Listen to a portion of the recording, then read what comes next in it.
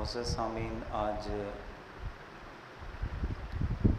ہماری اس تربیتی اور اصلاحی نشست میں کسب حلال کے موضوع پر ہم کچھ دینی تعلیمات ہیں انشاءاللہ سمجھیں گے۔ یعنی حلال ذریعہ معاش اپنایا جائے، حلال رزق حاصل کیا جائے اور حلال کاموں میں ہی خرچ کیا جائے۔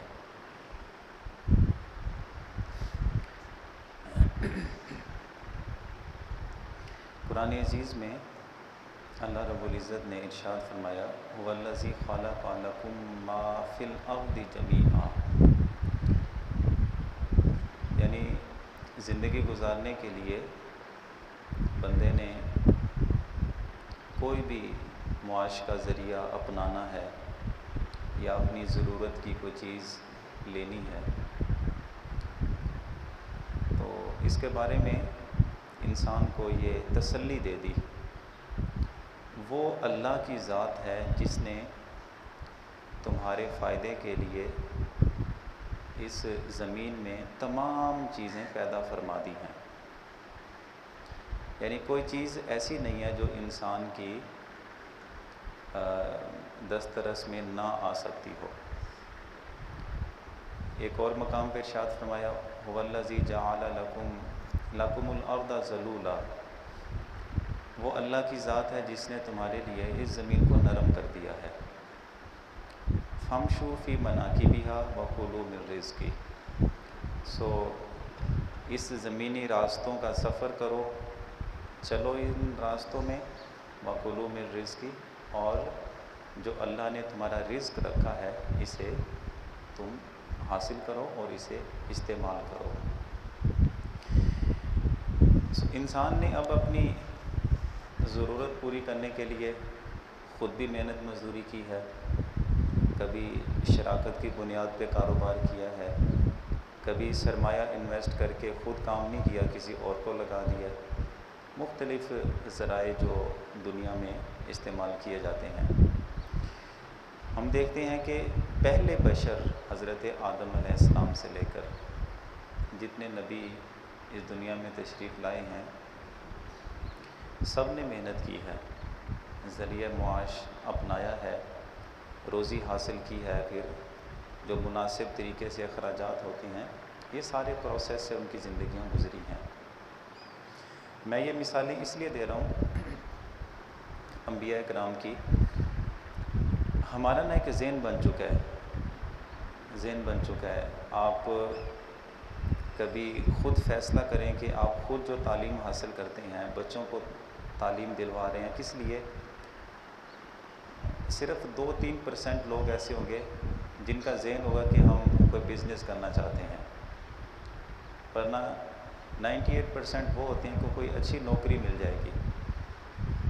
یعنی جسے آپ ملازمت کہہ لیں، کسی کے ماتحت رہ کے کام کرنے کی ایک سوچ کہہ لیں، جسے دوسرے لفظوں میں ہم غلامی بھی کہہ سکتے ہیں، اس سے کوئی بھی قوم کبھی بہترین قوم نہیں بن سکتی جب تک خود اپنے پیروں پہ کھڑے ہونے کی صلاحیت اس میں نہ آئے۔ آپ دیکھیں انبیاء کرام کے پیشے کیا ہیں۔ حضرت آدم علیہ السلام نے کھیتی باڑی کا کام شروع کیا تھا، کھیتی باڑی کا مختلف اجناس ان کی کاشتکاری۔ حضرت ہود اور حضرت صالح علیہ السلام یہ دونوں نبی تجارت کرتے تھے، مختلف اجناس ہیں وہ دوسری اجناس کے بدلے میں بیچا کرتے کیونکہ کرنسی کا بھی دور نہیں تھا۔ حضرت نوح علیہ السلام آپ فرنیچر کا کام کرتے تھے۔ حضرت ابراہیم علیہ السلام نے بھی کھیتی باڑی کی ہے، اور آپ ابراہیم علیہ السلام تعمیری کام بھی کرتے تھے، یعنی کنسٹرکشن کا کام جسے کہہ لیں، مزدوری، مستری جسے کہتے ہیں، یہ بھی آپ کام کرتے تھے۔ حضرت داؤد علیہ السلام زرہ سازی کا کام کرتے تھے، یعنی اسلحہ بناتے تھے۔ حضرت اسماعیل علیہ السلام آپ تیر بنایا کرتے تھے اور بیچتے تھے۔ یوسف علیہ السلام آپ غلے کا کاروبار کرتے تھے۔ حضرت اسحاق علیہ السلام، حضرت یعقوب اور ان کی جو دیگر اولاد ہے بنی اسرائیل میں چلی، یہ مال مویشی پالتے تھے اور سیزن پہ اسے بیچا کرتے تھے۔ حضرت ایوب علیہ السلام آپ بھی کھیتی باڑی کے ساتھ ساتھ جانور پالنے پھر آگے اسے بیچنا کام کرتے تھے۔ حضرت ہارون آپ تجارت کرتے تھے۔ حضرت عیسیٰ علیہ السلام رنگ سازی کا کام کرتے تھے، پینٹ جسے کہتے ہیں۔ حضرت سلیمان علیہ السلام باوجود اس کے کہ اللہ تعالیٰ نے بادشاہت بھی عطا فرمائی، نبوت بھی عطا فرمائی، آپ کھجور کے پتوں کی ٹوکریاں بناتے تھے، ٹوکریاں، بیگ سا بناتے ٹوکری، وہ مارکیٹ میں فروخت کرتے تھے۔ اس کا مطلب یہ ہے کہ یہ اصل جو انسانی شعور ہے نا ذریعہ معاش اپنانے کا، وہ یہ ہے کہ بندہ خود کوئی کام کرے۔ تجارت کا کام ہے، یعنی ملازمت کا جو کنسیپٹ ہے نا، یہ ہمیشہ بندے کو کسی کے نیچے رہنے کی طبیعت سکھاتا ہے، اور اس سے کسی بھی بندے کی صلاحیت بیدار نہیں ہو سکتی جب اس میں ملازمت کا کنسیپٹ ہوتا ہے۔ پھر یہ پیشے انبیاء کے امتوں نے سیکھے، پھر جب انبیاء سے یہ پیشے سیکھ کے لوگ کوتاہی کا شکار ہوئے، محنت نہیں کرتے تھے، پھر یہ لالچ پیدا ہوئی کہ کم محنت کر کے زیادہ سرمایہ حاصل کیا جائے، لوگوں کی جب خواہشات بڑھیں تو پھر اس کے ساتھ بندے کی حرص بھی شامل ہو گئی۔ پھر کیا ہے کہ جب دور اسلام آیا تو اس وقت سود کا نظام قائم تھا، اس وقت چوری چکاری کا نظام قائم تھا، ظلم کا نظام قائم تھا۔ تو یہ ساری چیزیں جب آئی ہیں، اسلام جب اس دنیا میں ایک نئے دین کی حیثیت سے دنیا میں پھیلنا شروع ہوا، اب جہاں پہ لوگوں کو اعتقاد سکھائے گئے، لوگوں کو زندگی گزارنے کے طور طریقے سکھائے گئے، تو ساتھ ہی تجارت کے اصول بھی لوگوں کو سکھائے گئے۔ قرآن عزیز میں بہت سی آیتیں ایسی ہیں جس میں کسب کے یعنی جو ذریعہ آمدن ہے بندے کا، اس حوالے سے بہت ساری تعلیمات ہیں۔ اسی لیے حضرت عمر رضی اللہ تعالیٰ عنہ نے جب خلافت سنبھالی تو آپ نے یہ احکامات جاری کیے کہ جو لوگ خرید و فروخت کے شرعی اصول نہیں جانتے، اسلامی تعلیمات نہیں جانتے، اس بندے کو بازار میں بیٹھنے کی اجازت نہیں ہے، اس لیے کہ آپ جانتے تھے کہ لوگوں کے اندر سود کا نظام یا چوری چکاری کا یا دھوکہ دینا، جھوٹی قسمیں کھا کے اپنا مال فروخت کر دینا، زمانے جاہلیت میں یہ دستور رہا تھا۔ آپ نے پابندی اس لیے لگا دی کہ زمانے جاہلیت کو گزرے اتنا زیادہ عرصہ نہیں ہوا تھا، تو ایسا نہ ہو کہ لا علمی کی وجہ سے وہی ماحول دوبارہ مسلمانوں کے اندر آ جائے۔ تھوڑا اور وقت گزرا، حضرت امام مالک رضی اللہ تعالیٰ عنہ سے لوگوں نے یہ آ کے مسائل پوچھے کہ ہمارے بہت سارے لوگ ہیں حرام طریقے سے وہ روزی کما رہے ہیں، تو آپ نے ارشاد فرمایا تھا کہ اس کا بہترین طریقہ یہ ہے کہ وہی حضرت فاروق اعظم رضی اللہ تعالیٰ عنہ والا اصول نافذ کیا جائے۔ جتنی بھی تاجر برادری بیٹھی ہے، سب سے حلال حرام کے مسائل پوچھے جائیں، جن لوگوں کو معلوم ہے انہیں بیٹھنے دیا جائے، جنہیں معلوم نہیں ہے ان کی دکان بند کر کے اس وقت تک جب تک کہ وہ دین کے یہ حلال حرام کے تقاضے نہیں سیکھ لیتا، اس کی دکان کا لاک نہیں کھولا جائے گا۔ تو لوگوں نے کہا کہ حضرت مسئلہ تو بڑا خراب ہو جائے گا۔ آپ نے فرمایا کہ ایک سود خور بھی اگر مارکیٹ میں بیٹھ گیا نا، یا حرام کمائی کرنے والا ایک آدمی بھی مارکیٹ میں بیٹھ گیا، تو ظاہر ہے یہ وہ آسان طریقے ہیں جس کے ساتھ بندہ پیسہ زیادہ کما لیتا ہے۔ تو اس بندے کے پاس دولت کی فراوانی دیکھ کر دوسرے لوگوں کا بھی حوصلہ ہوگا، یار یہ تو بڑا آسان طریقہ ہے۔ تو اس لیے لوگوں کو حرام سے بچانے کا طریقہ یہ ہے کہ انہیں تعلیمات سکھائی جائیں۔ دیکھیں، اگر یہ بندے کے اندر مزاج نہیں ہے شرعی اصول تجارت سیکھنے کا، نقصان کیا ہوتا ہے اس سے؟ میں چند ایک نقصانات آپ کے سامنے رکھتا ہوں کہ دنیاوی لحاظ سے بھی بندے کو بہت سارے نقصان اٹھانے پڑتے ہیں اور دینی لحاظ سے بھی نقصان اٹھانے پڑتے ہیں۔ دنیاوی نقصان کیا ہیں؟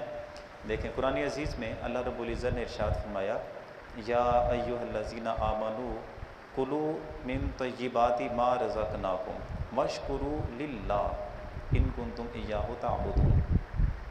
ارشاد فرمایا کہ اے ایمان والو، اللہ رب العزت نے جو پاکیزہ رزق تمہارے لیے پیدا کیا ہے، عطا فرمایا ہے، تم وہ پاکیزہ رزق ہی کھاؤ۔ واشکروا للہ، پاکیزہ رزق کھاؤ اور اللہ کا شکر ادا کرو۔ اس آیت کے تحت علماء نے لکھا کہ پاکیزہ رزق حاصل کرنے اور کھانے کے فوراً بعد اللہ رب العزت نے شکر کا وہ مضمون بیان کیا ہے۔ اس کا مطلب یہ ہے کہ پاکیزہ رزق کھانے کی وجہ سے بندے کو شکر کرنے کی توفیق ملے گی، اور اگر رزق پاکیزہ نہیں ہے تو بندے کی شکر کرنے کی عادت بھی ختم ہو جائے گی۔ اور آپ جانتے ہیں کہ جس بندے کے شکر کرنے کی عادت ختم ہو جائے اس کا نقصان کیا ہوتا ہے۔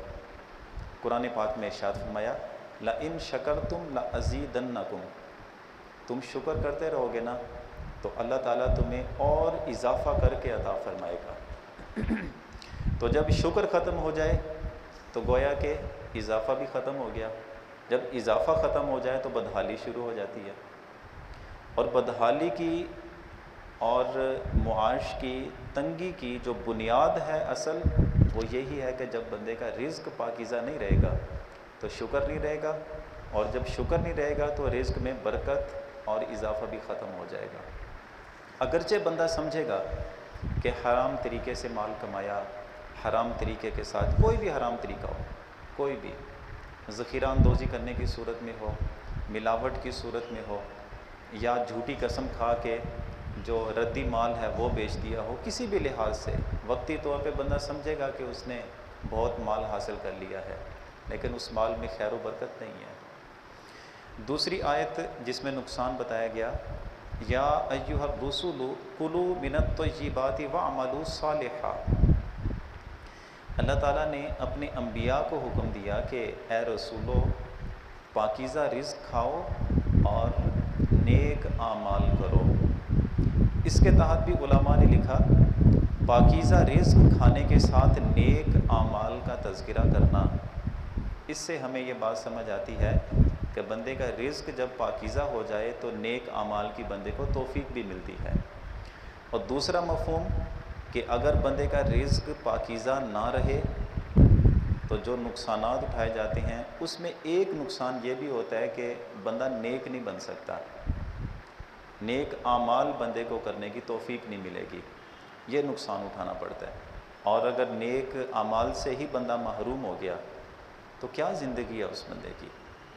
انہی نیک اعمال میں بسا اوقات یہ بھی ہے کہ رزق پاکیزہ نہ ہو، نیک اعمال کی توفیق نہیں ملتی، بسا اوقات بندہ ایمان سے بھی محروم ہو جاتا ہے، کیونکہ بسا اوقات انویسٹمنٹ بہت بڑی کی ہوتی ہے حرام میں۔ اب اسے علماء بھی سمجھا رہے ہوتے ہیں، اہل علم بھی توجہ دلا رہے ہوتے ہیں کہ یہ حلال طریقہ نہیں ہے، لیکن صرف اپنے ذاتی مفاد کی خاطر جب وہ دین کی تعلیمات کے سامنے ڈٹ جاتا ہے، کفر کی طرف جانا اس کے لیے بہت آسان ہو جاتا ہے۔ ایک نقصان یہ بھی ہوتا ہے۔ اور تیسرا نقصان قرآن عزیز میں اللہ رب العزت نے بیان فرمایا یا ایھا الناس کلوا مما فی الارض حلالا طیبا ولا تتبعوا خطوات الشیطان، ارشاد فرمایا اے لوگو زمین میں جو حلال اور پاکیزہ چیزیں ہیں یہی کھاؤ، ولا تتبعوا خطوات الشیطان، اور شیطان کے راستے پر نہیں چلنا۔ اس کا مطلب یہ ہوا کہ حلال رزق بندہ اگر اپنی زندگی میں لے کے آتا ہے تو شیطان اس کے سامنے جال نہیں پھیلا سکتا، شیطان اسے گمراہ نہیں کر سکتا۔ اور دوسرا مفہوم اس کا دیکھیں، اگر حلال رزق کا انتظام نہیں ہے بہت جلدی شیطان اس بندے کو گمراہ کر دے گا، اور یہ مارکیٹس میں ہم صورتحال دیکھ رہے ہیں یہ والی۔ یہ وہ دنیاوی نقصانات ہیں قرآن عزیز نے جو بندے کے سامنے رکھے ہیں۔ اگر ہم دینی نقصان کی بات کریں تو حضور سید عالم صلی اللہ علیہ وسلم نے ارشاد فرمایا کہ اللہ تعالیٰ نے اپنے رسولوں کو جس چیز کا حکم دیا ہے نا وہی حکم اللہ تعالیٰ نے مسلمانوں کو عطا فرمایا۔ رسولوں کو کیا حکم دیا؟ یا ایھا الرسول کلوا من الطیبات، پاکیزہ رزق کھانا ہے، یہی حکم اللہ تعالیٰ نے ایمان والوں کو دیا۔ اور جو بندہ اس کی تمیز نہیں کرتا تو کیا ہے؟ ارشاد فرمایا کہ 40 دن تک وہ بندہ بھلے کیسی مجبوری میں ہو، 40 دن تک اس بندے کی دعائیں در قبولیت تک نہیں پہنچتی۔ اور مزید ایک حدیث میں یہ ارشاد فرمایا، حضرت سعد ابن ابی وقاص رضی اللہ تعالیٰ عنہ نے حضور سے درخواست کی تھی کہ حضور دعا فرمائیں کہ میں اپنے رب سے جو بھی دعا کروں تو اللہ میری دعا قبول فرما لیا کرے، یعنی میں مستجاب الدعوات بن جاؤں۔ تو حضور صلی اللہ علیہ وسلم نے فرمایا بس اس کا سادہ سا ایک فارمولہ ہے کہ اپنی خوراک پاکیزہ رکھو، خوراک اپنی پاکیزہ رکھو۔ اس ذات کی قسم جس کے قبضہ قدرت میں میری جان ہے، آدمی اپنے پیٹ میں حرام کا ایک لقمہ ڈال لے تو 40 دن تک دعاؤں کی قبولیت سے محرومی ہو جاتی ہے۔ تو اس سے آپ یہ اندازہ لگائیے کہ ہم خود جو بھی تعلیم یا ہنر سیکھ رہے ہیں تو اس میں ضرور ہمیں ایک مرتبہ یہ سوچنا چاہیے کہ یہ ہنر، یہ تعلیم، اس کا اینڈ کس قسم کے رزق پر ہوتا ہے۔ یا اپنے بچوں کو جو تعلیم دلوا رہے ہیں یا ہنر سکھا رہے ہیں، آپ اس میں دیکھیں کہ وہ ہنر یا وہ تعلیم کون سے روزگار کی طرف لے کے جاتی ہے۔ یہ چیزیں لازمی طور پہ ہمیں سمجھنی چاہیے، اس لیے کہ دھوکہ دے کر آپ چیز تو حاصل کر سکتے ہیں، آپ فریب، جھوٹی قسم، حلال حرام کی تمیز چھوڑ کے رشوت، چوری چکاری، غصب، ان ساری چیزوں سے دولت تو اکٹھی کر سکتے ہیں، لیکن یاد رکھیں ایسی دولت سے شفا نہیں حاصل کر سکتے۔ آپ دولت کی بنیاد پہ دوستی خرید سکتے ہیں، اچھا تعلق خرید سکتے ہیں، لیکن تعلق میں جو خلوص ہوتا ہے نا، خلوص، وہ نہیں آپ خرید سکتے۔ وہ کیسے آتا ہے؟ دیانتداری کے ساتھ۔ ہم حضور صلی اللہ علیہ وسلم کی زندگی پڑھتے ہیں، آپ جانتے ہیں نا کہ حضور صلی اللہ علیہ وسلم کا لقب آپ کے اعلان نبوت سے پہلے آپ کو صادق اور امین کہہ کر پکارا جاتا تھا۔ یہ کس بنیاد پہ تھا؟ صادق اور امین کا لقب حضور کو کس بنیاد سے ملا؟ بنیاد آپ ڈھونڈیں گے ایک ہی تھی کہ حضور اپنی تجارت کرنے میں اس قدر سچے تھے اور امانت دار تھے کہ تاجر ہونے کی حیثیت سے آپ کو صادق اور امین کا لقب دیا گیا، بہترین تاجر ہیں۔ اور یہی چیز حضور صلی اللہ علیہ وسلم نے پسند فرمائی ہے۔ ہم اپنے اسلاف کو دیکھتے ہیں، امام اعظم ابو حنیفہ کپڑے کا کاروبار کرتے تھے، قالین کی باقاعدہ خود اپنی فیکٹری تھی آپ کی۔ حضرت امام بخاری کپڑے کے تاجر تھے۔ شیخ شہاب الدین سہروردی، سلسلہ سہروردیہ کا شیخ جنہیں کہا جاتا ہے، آپ کی انٹرنیشنل تجارت ہوتی تھی، چیزوں کا لین دین کرتے تھے۔ امام قدوری وقت کے بڑے امام گزرے ہیں، برتن کا کاروبار کیا کرتے تھے۔ اس کا مطلب یہ ہے کہ ہمیں جب ہم نماز کے معاملے میں ہم کسی کی رہنمائی لیتے ہیں کہ نماز صحیح ادا کرنے کا طریقہ کیا ہے، روزہ رکھ کے ہم پھر سمجھنے کی کوشش کرتے ہیں کہ ٹھیک طریقے سے روزہ کیسے رکھا جاتا ہے۔ حج یا عمرے کے لیے جاتی ہیں، پھر بھی ہماری خواہش ہوتی ہے کہ حج یا عمرے کے ارکان کیا ہیں، ٹھیک طریقے سے کیسے ادا ہو سکتا ہے۔ تو جو ذریعہ معاش ہم نے اپنایا ہوا ہے، اس میں ہم کیوں نہیں رہنمائی لیتے؟ اس میں کیوں نہیں پوچھتے کون کون سے ذرائع، کون سے طریقے حلال ہیں، کون سے حرام ہیں، تاکہ ہمارے پاس جو رزق آ رہا ہے وہ حلال طریقے سے آنا چاہیے، حرام طریقے سے نہیں آنا چاہیے۔ تو یہ فکر ضرور ہونی چاہیے۔ تو میں پیغام دیتا ہوں، دعوت دیتا ہوں آپ کو، کوئی بھی کام کرتے ہیں، بھلے ملازمت کرتے ہیں یا اپنا کوئی کام ہے، کسی مستند عالم دین سے رہنمائی ضرور لیجیے۔ جو بھی کرتے ہیں دیانتداری کے ساتھ آ کے بیان کر دیجیے، ہم یہ کام کرتے ہیں، یہ ہمارا طریقہ کار ہے، ہمیں بتائیں، ہم حلال روزی کمانا چاہتے ہیں بس۔ پھر جس طریقے کے ساتھ آپ کو رہنمائی کی جائے، آپ کو تعلیم دی جائے، اسی طریقے کے مطابق کما لیں۔ یہ کفن کی کوئی جیب نہیں ہے، کوئی ایسا اکاؤنٹ نہیں ہے جو آپ کا قیامت کے دن آپ کے کام آئے گا، صرف ایک ہی ہے، حلال طریقے کے مطابق حلال کام میں خرچ کر دیا تو یہ قیامت کے دن آپ کے لیے نیکی سیو ہو جائے گی، باقی سارا کچھ دنیا میں رہ جانا ہے۔ تو سارعوا الی مغفرۃ من ربکم، تمہاری دوڑ، تمہاری جستجو صرف اس کام کی طرف، اس جستجو میں ہونی چاہیے کہ تمہارے رب کی طرف سے تمہارے لیے مغفرت کا سامان ہو، تمہارے اوپر رحمتیں نازل ہوں۔ یہ دوڑ حرام کی طرف، یہ دوڑ لگی ہے ناجائز امور کی طرف، کوئی زندگی نہیں ہے اس کی۔ ہم دعا کرتے ہیں کہ جو تعلیمات، جو پیغام، جو باتیں ہم سیکھتے ہیں، سمجھتے ہیں، اللہ تعالی ہمیں عمل پیرا ہونے کی توفیق نصیب فرمائے۔ وآخر دعوانا ان الحمد للہ رب العالمین۔